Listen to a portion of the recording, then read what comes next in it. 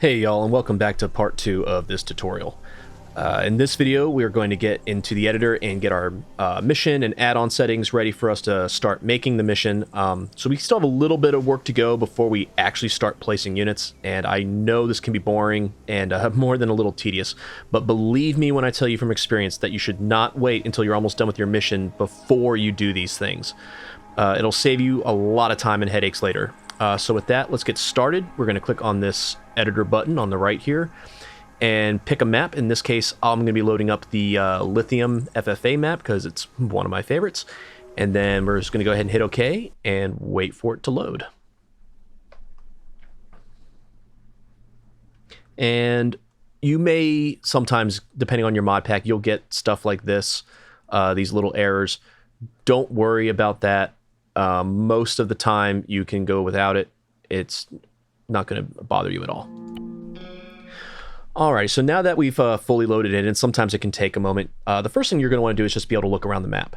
And to do that, the controls are very similar to as if you're playing Arma. So you can use the W, A, S, and D keys to sort of, move the camera forward, backward, left, and right. And you can use the Q key to go up and the Z key to go down. And you can also hold down the right mouse button, and that'll give you your pan and your tilt. And then your mouse wheel to zoom. And then while you're doing any of these movements, you can hold down shift, kind of like you're sprinting in game, and you'll see that kind of speeds up the movement quite a bit. So it makes it easy to kind of zoom across and get to where you need to go a little bit faster. And then you can also use the M, as in Metro key, to open the map, which also works very similar to in-game. The only differences being, so you can still use the right mouse button, press and hold to kind of pan the map around. You can use your mouse wheel to zoom in and out. And then also you can hit the center mouse wheel on a location, and that will instantly snap your camera to that location. Then when you exit the map, you'll see, or sometimes it just kind of brings you in looking straight at the ground, so you just have to tilt up. So once you got a hang of that, you just kind of want to take a look around the map. You're looking for cool and interesting locations. You're looking for areas that you think might be fun for your players to have a gunfight in, or might be cool for an objective. You're looking for interesting land features to get them from point to point. So, if you're kind of picking objectives that are just across open fields, one to the next, that might get a little boring. Whereas if they had to go over mountains, navigate through forests, go along riverbeds, it can sometimes, make the mission just a little bit more interesting. And you're also looking for cool places for them to spawn. And so with that, let's take a look around Lithium. And this part's going to be a little bit less scripted, so let's see if I can not ramble too much.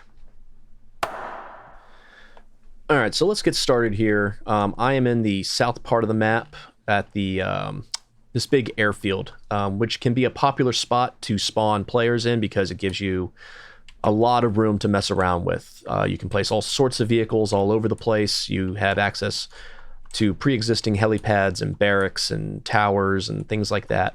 So this gives you a lot of starting options. My only word of caution is that to keep the size of your player group in mind. So if we're making a mission for, a small squad of, maybe like a dozen players at most, then this might be a little bit big for them to navigate and for you to populate to make it look interesting and lived in. Not impossible, but just, something to think about. Whereas if we go to, let's say, maybe this Ivan base camp, we could easily spawn, a dozen players in here and have, some vehicles out here for them, or a helicopter here for to take them somewhere. And it's going to be a lot less work on our part to make it believable. Whereas, if we're making a mission for a very large group with, an entire platoon or a couple platoons, this might be more appropriate. Let's take a look around here. So I'm just scanning around and looking for spots that may seem like they are interesting. It is a topographical map, sorry. If you don't know how to read those, congratulations on your promotion to lieutenant. But in general, you're looking for these little numbers here are the elevation, and then all the lines are a change within a certain number of feet. It's difficult to tell what it is in the editor because usually it's like hiding behind here. what the scale is, but all you got to know is if there's a lot of lines really close together, it means that this is going to be, a very steep cliff.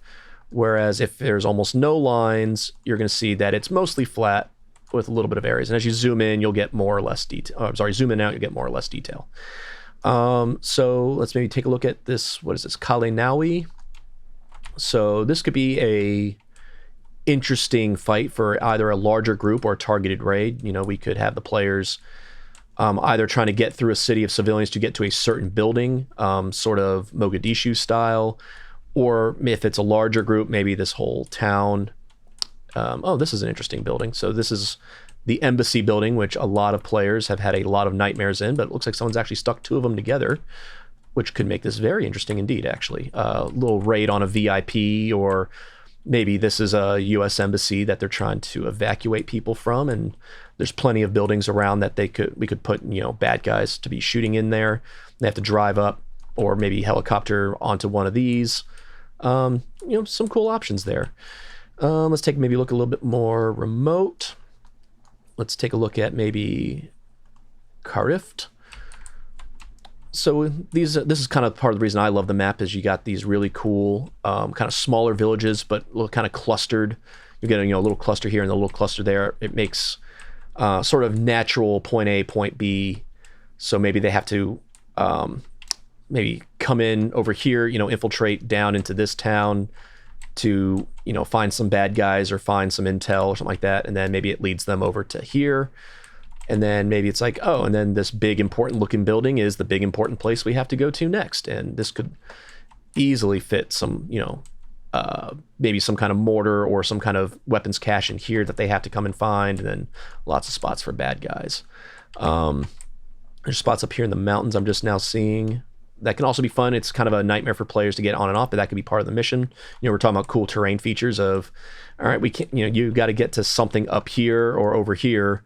Actually, look at, from a distance, let's look at buildings, but, maybe we build from scratch a little insurgent camp up on top of here with some AA guns or something like that, and the players have to figure out how they best want to get there. Maybe they come up this road and then have to get up here, or maybe they come from a little closer. There's there's a lot of cool options. So again, you're sort of looking for what you want to do and let things inspire you. I think I remember somewhere over here being some kind of factory. I can't find it now. Let's see, Puesta Crow. This could be a cool little fob that they have to spawn at and defend. Gives them like a nice little, get some bad guys running down here. Yeah, so I mean, all the maps will have a lot of options, and then you can even reuse maps, just go in the opposite direction, or you can make an entire campaign of people being staged out of Puesta Crow to go on raids out into the area. So I've kind of cheated a little bit. I kind of, pre-produced this a little. I've already decided that what I want to do is I'm going to use Green Camp Base, because I'm planning on making a mission for Disposable Heroes. We tend to be a much smaller group, so I don't want to use the airfield. I don't want to use the big cities or this other big airfield up here. I'll use this little area because I can already tell I can have the players spawn out here. I can have the arsenals and maybe some lights if it happens to be a night mission kind of under here, and then I can have a couple vehicles like some MRAPs or a couple Humvees. I could put a small to medium-sized helicopter here, so anything from like a Little Bird to a Black Hawk, to get them where they need to go. And there's also plenty of stuff nearby on foot. They could get targeted from over here in Bramar, and now they will have to, maybe in the middle of getting ready, all of a sudden they start taking mortars and indirect fire, and they gotta get out and get across this kind of dry riverbed looking area up into Bramar. That could be interesting. So a lot of options. And then I've already decided, because it gives me a lot of cool things I can do to teach you a bunch of different triggers and movement, is I can come up here to, I found this cool area up here. So we got another little fob up here in the mountains, kind of foreboding looking, because it's obviously a reinforced fob for the players in the blue 4, but with peaks that are taller than it kind of around the area. So that can be interesting. And then just across this little hill is Puesto Vulcan, an even more tiny and vulnerable little spot. And I spotted this area over here, Nephir. I'm not sure exactly how to pronounce it. But I've already started getting the idea that, maybe they start off at Green Base, that can be their staging area, and then they have to get transportation. We can set up some triggers to get a AI helicopter to fly them out over here to Martin Fob. This area is flat enough that, maybe if I clear out some of the trees, I can get a Black Hawk in here for if we do happen to get like a dozen people, just too much for a little bird.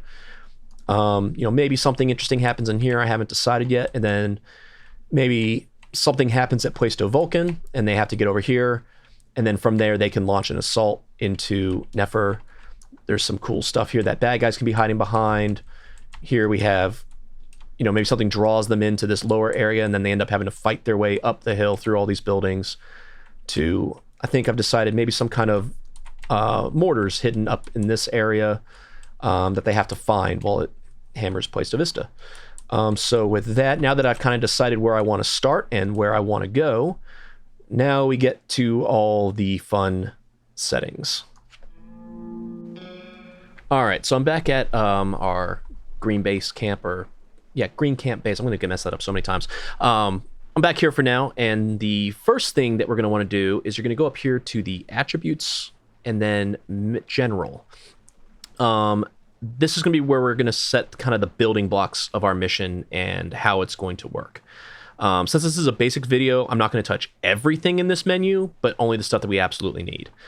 So first thing I recommend is just give it a title. So in this case, I'm going to call it Operation Tutorial. This just helps keep you organized. And then the author will be your profile name. You can change that if you want, but unless you're planning on kind of publishing this to the workshop, you're really not going to need this.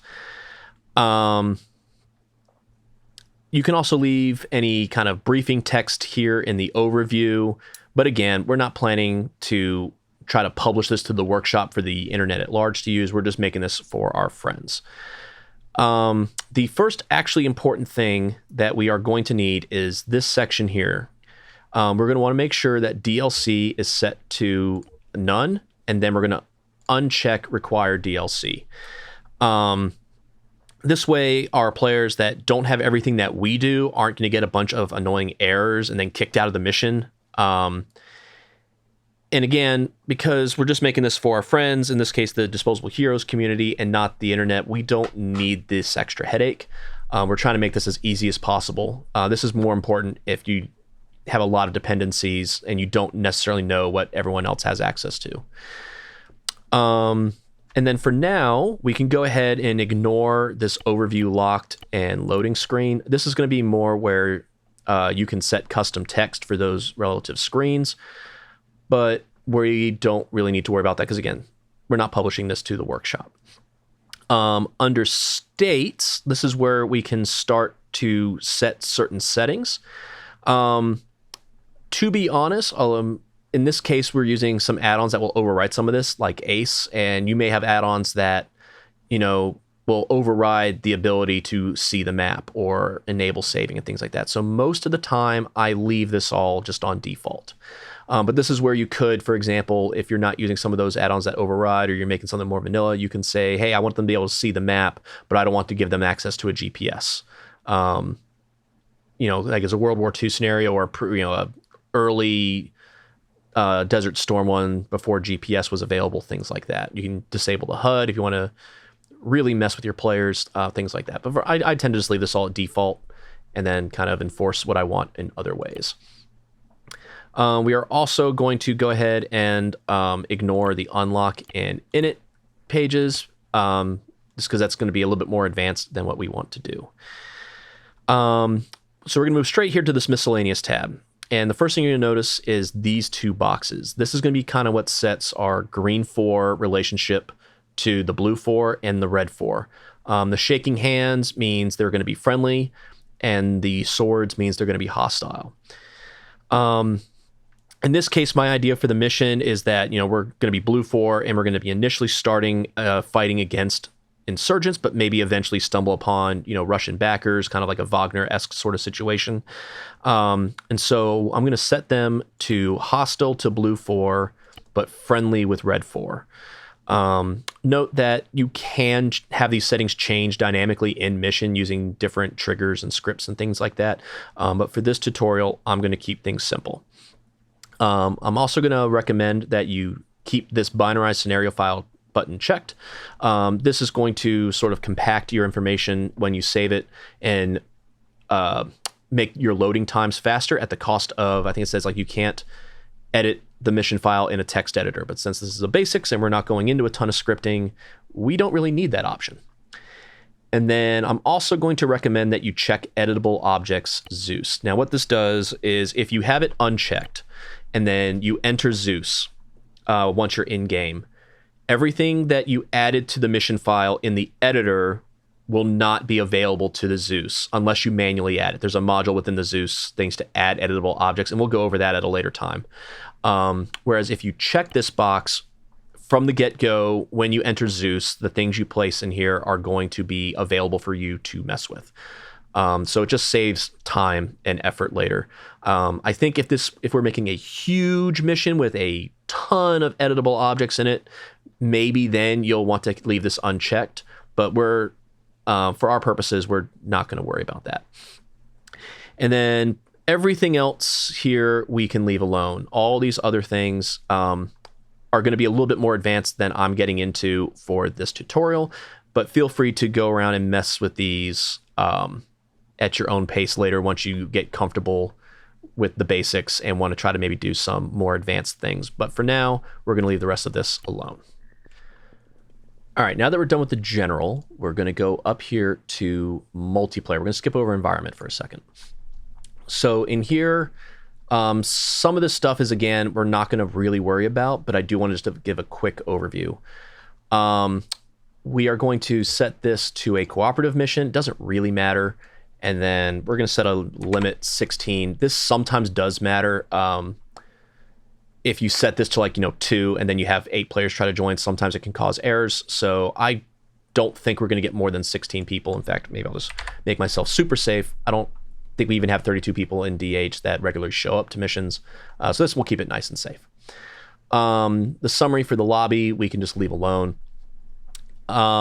These are sometimes important. So to start, we are going to leave enable AI checked.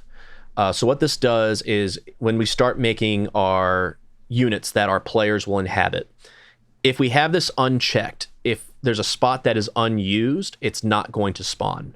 Whereas when we check this, those unused spots will be AI-driven squad mates for the players. I like to leave this on at the start because this allows me to help test things. It helps me make sure that the player slots are spawning correctly. It helps me make sure that they're equipped in, the way I want them to be. And then pretty early on, you'll see when we start setting up the spawn point, we'll turn this off. Auto assign slots, I tend to leave off. This is more for like big kind of public server sort of things where you just kind of get assigned to certain size or certain slots. But for our purposes, I'm going to leave this unchecked. This is important though, because this is the part that a lot of people get wrong. Respawn is very important. So you have a bunch of different options. You can have, when someone dies, they switch to a different side member. You can have them completely disabled. You can have them just respawn where they died. What we tend to do most often here is respawn on custom position. And you're going to see that changes a bunch of the options. And here's where you can have it set, mission fail when everyone is dead. If you want to tie in a ticketing system or a one life sort of deal. Well, I guess one life would be more disabled, but custom position would be better if you're doing more tickets, which we may or may not get to much later in the tutorial. You can have them go to a spectator when they die before they respawn. You can have everyone respawn in waves, which is sometimes useful on larger groups. You can have, if you want to set custom loadouts, and we may or may not go into that later, but I tend to leave that unchecked. But I do want to check select respawn position. This gives us the option. So we're going to set an initial spawn point when we get to that part. But then as they move across the map, sometimes in Zeus, we want to allow them to spawn closer to the action. And so we want to make sure that we give us this option. Now, if we select this, but then we never add a second spawn point, nothing bad is going to happen. Show respawn counter is fine. We can have them go to spectator. Here's where we can get to, maybe when they die, they subtract from tickets on death or respawn. We're not going to use a ticket system right away. Maybe in a later tutorial after this basics things, we'll go in more into tickets. But for small groups like ours, we tend not to use this. I do recommend putting in a very small respawn delay.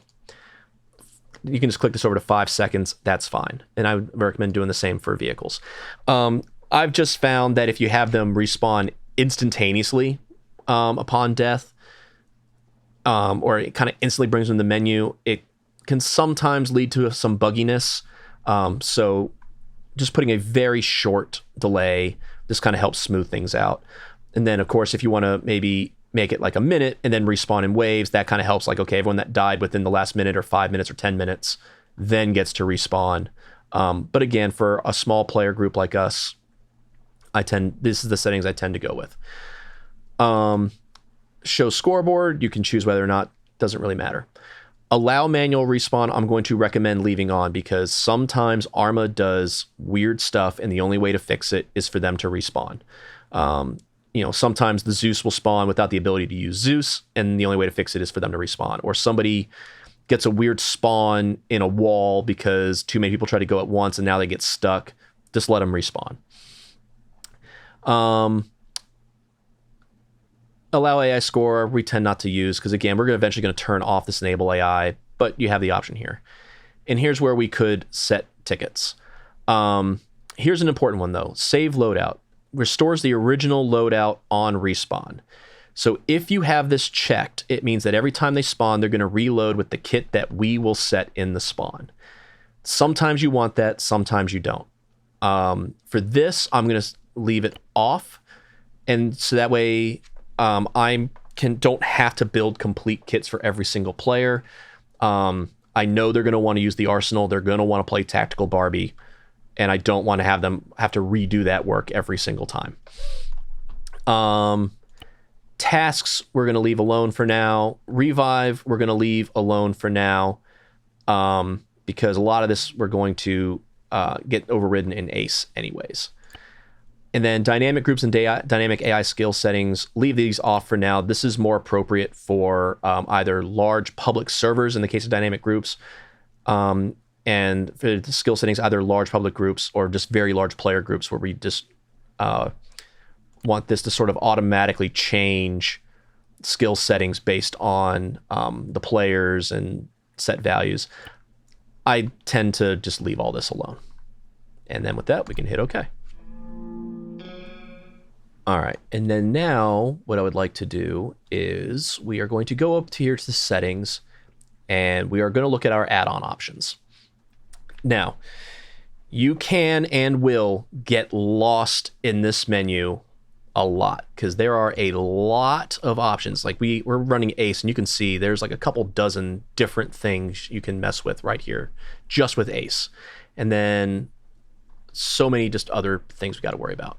But this is where you can go through and set up the settings for your players.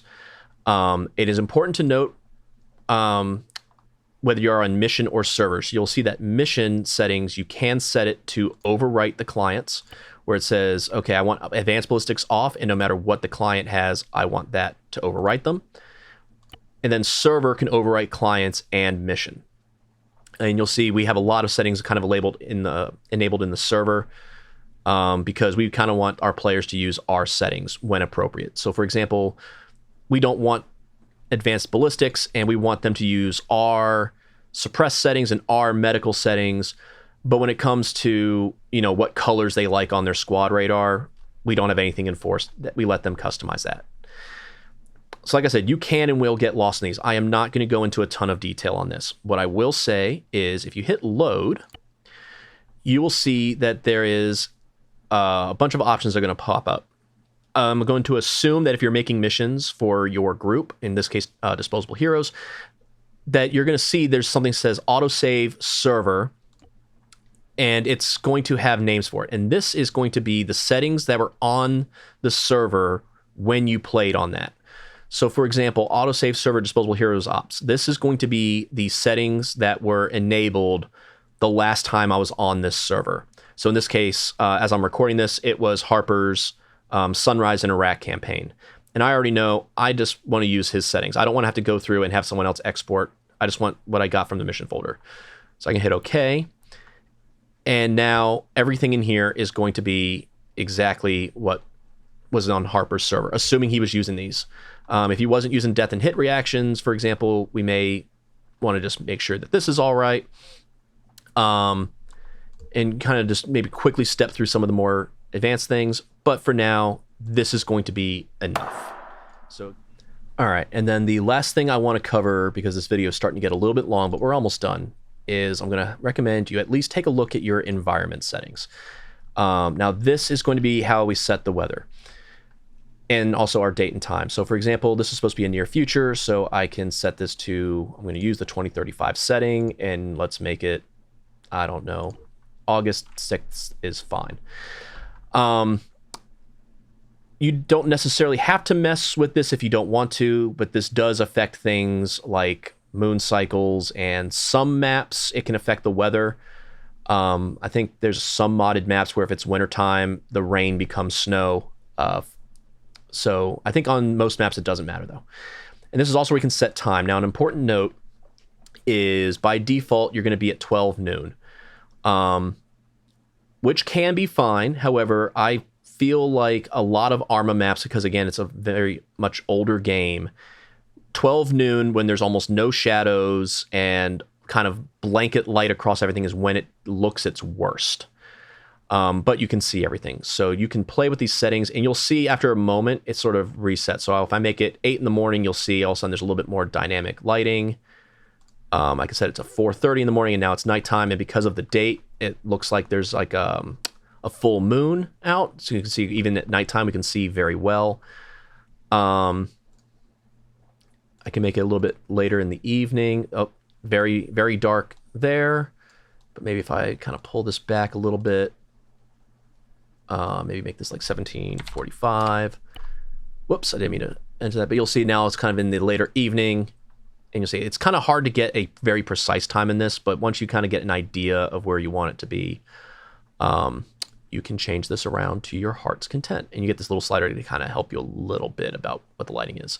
So maybe we want our players to set off just before sunrise. And then let's see, about an hour into the mission, they're gonna have plenty of light. So maybe we can make this, I don't know, yeah, 4:45 and 23 seconds. I don't care. So it's dark at the start, and maybe it's a little too much. So maybe we'll actually make this 5 in the morning. Yeah, this will work fine. So it's sort of just after sunrise. So now our players don't need a ton of light, and they don't need their NVGs just to get to the arsenal. Time multiplier, well, how fast time will pass. So you want this to be in real time. I tend to leave this in real time unless it's something like, no, I want them to start in the dark, but pretty quickly it gets to be light. I might bump this up. Here's where things start to get kind of interesting. So overcast, we're going to skip over weather forecast for the moment. Overcast start, let me kind of pan the camera up a little bit so you can see better what it is we're going to be messing with. This is kind of setting your cloud layer. So you can set it to be very cloudy. You see only little patches of sky showing through. You can set it to be almost dark because it's just so overcast and rainy. We can make it a bright and clear sunny day. Play with this. Once you click it on a value, give it a little bit. And then the forecasted cloud cover, this will also change dynamically as we click it. Sometimes Arma doesn't do this, but you can set it to where you want it to go after summertime. And this is where weather forecast comes in. So we can say, 30 minutes into the mission is when I want these values. So it's not like at 30 minutes, it's going to snap from 36% to 61%. It means that over 30 minutes, it is going to change to this. So I tend to kind of keep these simple. I'm gonna leave it on 30%. I'm not looking to do like, you know, a rainy day, but I want a little bit of clouds just to keep the sky kind of interesting. Maybe, yeah, bump this up a slight bit, let it change a little bit so there's a little bit of change over time. Maybe the clouds kind of burn off a little bit as the sun comes up. Fog is just like the name implies. You can set how foggy it is. So maybe, you know, it's kind of bright, not bright, I'm sorry, like early foggy morning at the start, but by about 30 minutes in, we want no fog, just to kind of help set a tone. Let me kind of make this too much just to show you what this is. Then decay, larger values lead to a sharper fog ceiling. So you'll see as I kind of bring this up, you're going to see it kind of start to cut off kind of lower amongst the trees over here. And then as I bring it down, you're going to see it kind of gets way up into the sky. And this will be easier to see if you're like in a helicopter. You can kind of set where the ceiling is. And then the base, altitude of fog above sea level. So right now it's at 0 meters, but we can set it. It's like, hey, the fog starts much higher. And then we can play with the decay a little bit. So again, I'm going to reset this to 0 just for this demonstration. Whoops, didn't mean to hit enter. So like I said, maybe we'll start this on like 20% fog forecast down to 0. And maybe I'll set this to about that 1 hour mark, like we said, about when the sun will be up fully. Rain. So rain and lightning, and I think waves and wind can be manually overwritten. So by default, rain and lightnings are not on. They are based entirely on this overcast setting. So if you set the overcast way high, it's going to kind of assume that you're going to want rain and lightning, and it will kind of do this dynamically. But you can also set this like, hey, I don't care what the fog is, or I'm sorry, what the overcast is. I want the rain to be nice and heavy, which can sometimes set for, I've sometimes done in horror ops, like, wait a minute, there's no clouds, but it's raining. And you can set lightning. So maybe it's not overcast, but we want to simulate some like summer dry lightning sort of deal. But again, we're going to leave that off for now. Waves and wind, you can either let it be manual, or you can sort of let it be sort of dynamically changed based on these overcast settings in your weather forecast, which can sometimes be interesting. Honestly, I sometimes forget to even mess with this, and that's not a big deal. Waves, we're on a landlocked map, so we don't care. But if we were doing something on Tanoa, for example, we may want to change up some of the waves to make it a little bit more interesting. And then visual settings, you can leave alone. So this is where we could enforce a max view distance. However, we tend to run with the CH view distance mod, so people can change it dynamically based on how good their computer is. And so we'll just leave this on -1, which means it's unlocked. And we'll leave this on unchanged so that people can pick for themselves how they want the map to look. And then with that, I'm going to just hit OK. And it should save, and yeah, we've got a nice little scene going for the start of our mission. And then actual last thing I almost forgot about is we go up here to settings and game options. This is going to be where we can set certain things that also be enforced on our players.